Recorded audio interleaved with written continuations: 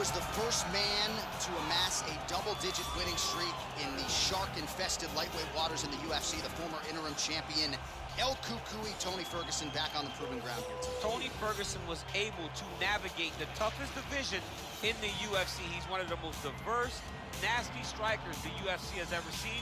And you couple that with that college wrestling background. Every time you step foot in the Octagon with Ferguson, you know you have your hands full. One of the most exciting fighters the UFC has ever seen. He is an 8-point striker, outstanding submission game, has a lot of good chokes in his arsenal. He'll lean on that Darce choke, has a pretty good triangle as well. Watch that low single. I'm telling you, Tony Ferguson ready to prove yet again that he is one of, if not the best lightweight on planet Earth. Well, enjoy him while he's here, folks, because you never know if this will be the last time we see Nate Diaz in the UFC with a fan base really as big as any fighter in the sport. Diaz is back tonight, and we're glad to see him. Stop and stand up. This guy has a cult following. He is one of the most interesting guys in the UFC because he has this sense that he really doesn't care to be here, but he also doesn't feel as comfortable anywhere but in the Octagon. So it's a love-hate relationship with fighting for Nate Diaz. He's happy when he's best. He's fighting in the UFC, a guy that's boxing unbelievable, but I think it's the attitude of Nate Diaz that has made him into one of the biggest stars that we've ever seen in the Octagon. He had a couple of life-changing paydays against Conor McGregor, the win at UFC 196, the majority decision loss at UFC 202. Which to this day he says he won, right? He thinks he won that fight. But one thing goes without saying, and I'll say it anyway, when Nate Diaz fights, the world is watching, and that is the case yet again here tonight. Ladies and gentlemen, this fight is 3 rounds in the UFC welterweight division. Introducing first, fighting out of the blue corner. This man is a freestyle fighter, holding a professional record of 26 wins, 8 losses. He stands 5 feet 11 inches tall, weighing in at 155 pounds. Fighting out of Orange County, California, Tony El Cucuy Ferguson!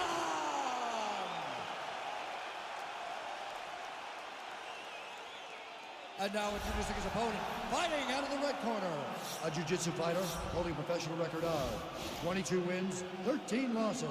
He stands 6 feet tall, weighing in at 155 pounds. Fighting out of Stockton, California, USA, ladies and gentlemen, an Ultimate Fighter season winner, Nate Diaz!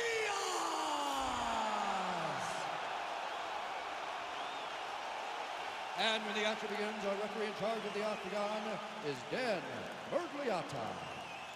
Dan Mergliata, your referee. You ready?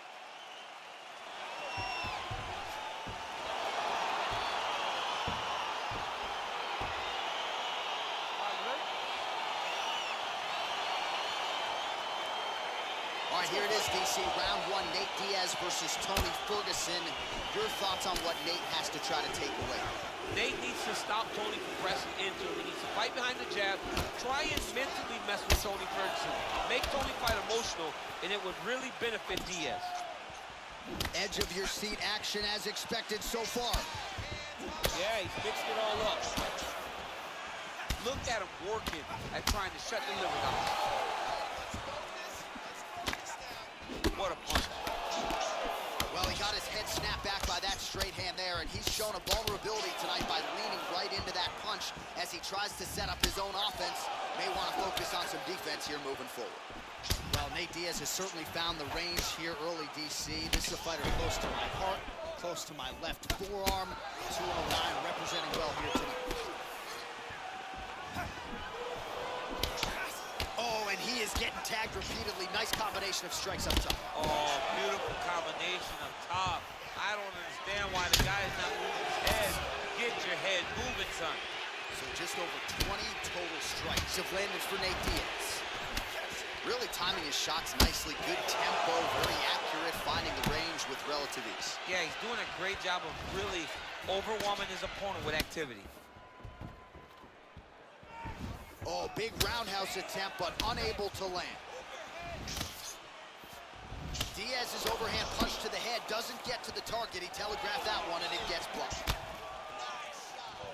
Oh, that's a beautiful kick right there. I don't know if you've ever been kicked by a mule. Probably feels something like that. It has to. This guy is landing this kick with so much force. Oh, tags him with the straight. Nice job there by Diaz. Oh, nice job with the knee strike there. That'll wake you up. He thought it would be available. He just knew he had to find the right time to throw it. That was the right time. Oh, nice connection there with a punch, DC. Great time to land that punch. Oh, he heard a balance jab. Attempts the front kick there. He's throwing every part of himself into these big leg kicks.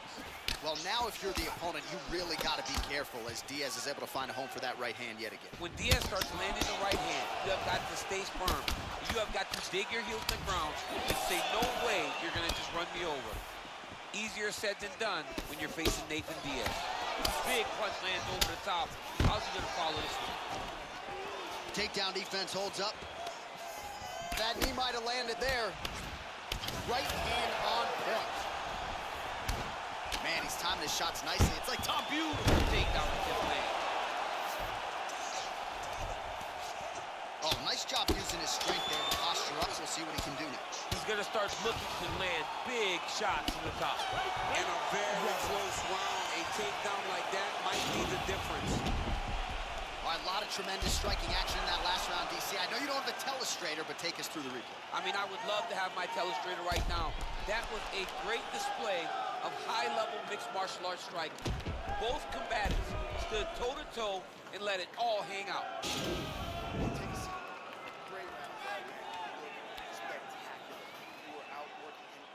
All right, DC, second round is getting underway. Round one, not the round of the year necessarily, but some good in there. And it's not always going to be. We have two very talented fighters.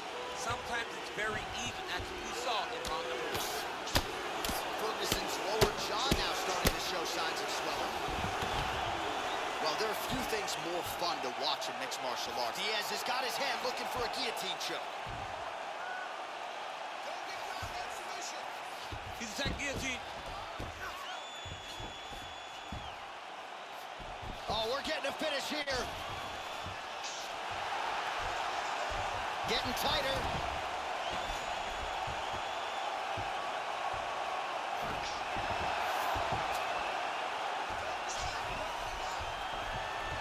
All right, so he postures up. Wow. Nice hammer fist. Man, this is some serious ground and pound. He's trying to put this dude's head like through the canvas. He's one of the better ground and pound fighters we have in the entire UFC, and you're seeing why. So as we call on the fight stats here, DC, 68 total strikes have already landed for Nate Diaz. And in terms of the accuracy, they're landing at a 53% clip tonight against Tony Ferguson. Well, his corner was pretty urgent after round one. A little bit lackluster there in that opening round. He has certainly picked up the pace here, and as a result, he has taken control of this second round. Oh! He's in trouble. He's hurt bad. Oh, straight right. Oh, he might be out. Oh!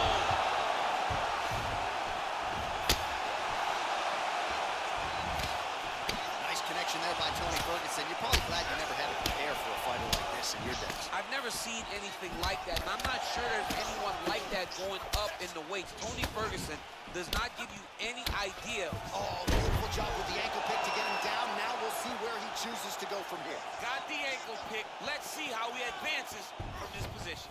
He did a great job securing that ankle pick, but he did not react fast enough to secure the top position.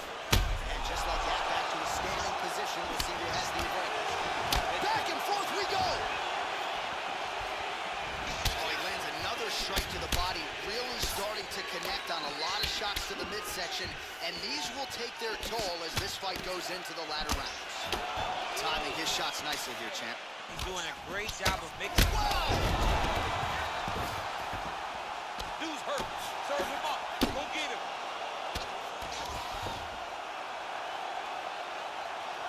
Now he's going to try to attack Kimura here.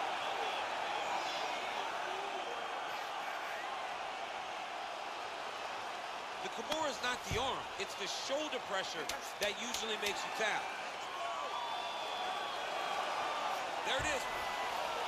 Oh, and there's the horn at the the end of the round. So the fighter was really caught in a submission there just as the horn sounded. Safe to say he was saved by the bell there. So back to the stools they go. 60 seconds to recover here. We're going to fight on, ladies and gentlemen. Another round coming up. Almost had that triangle. I need you. All right, let's check out some of the action, DC. And how about the punching acumen by that fighter in that previous round? He does not waste anything. He does not loop punches. Everything's tight. Everything's precise. He's a sniper. We always talk about how he's a sniper. He is a sniper. And it showed in that exchange that allowed him to drop his opponent. All right, next round is now underway. DC, any major takeaways after the previous 5 minutes? That both of these guys are very evenly matched. The matchmaker did a fantastic job when they put these two in the octagon. Even though it wasn't crazy, you got to see high-level mixed martial arts. Well, he continues to land a high number of strikes here, just like he did in the previous round. Whoa! He needs to start looking to finish now because he's got his opponent hurt very bad. Oh, big left. Oh, man, it ain't Dikembe Mutombo, but he is... Whoa! Huge right hand! Oh, man, this ground and pound is good. Probably my favorite striking realm in MMA, and he's as good as he gets. The problem with the opponent is not controlling his posture. He's allowing his opponent to get up, and when he does, he creates this space to land these beautiful ground and pound combinations. That's a big strike right there. Some nice back and forth action here. Oh! What a fantastic strike to throw at the exact right moment. He deserves this move. Don't miss the strike. Oh, he dove and he lands. Wow! And that's going to do it.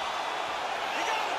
What a performance. Just an absolutely gorgeous shot to spell the end for his opponent. Crowd is absolutely loving it. He gets the near-perfect land. I'm not even sure his opponent saw it coming, but just the way he drew it up here tonight, saw that little crack of an opening and barged right through it to get the knockout.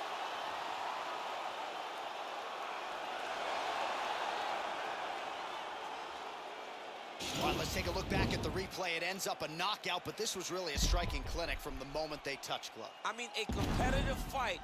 That one guy finally found the shot that ended the fight. But both of these warriors displayed a ton of heart. One guy got the finish, but neither guy should be disappointed in their performance.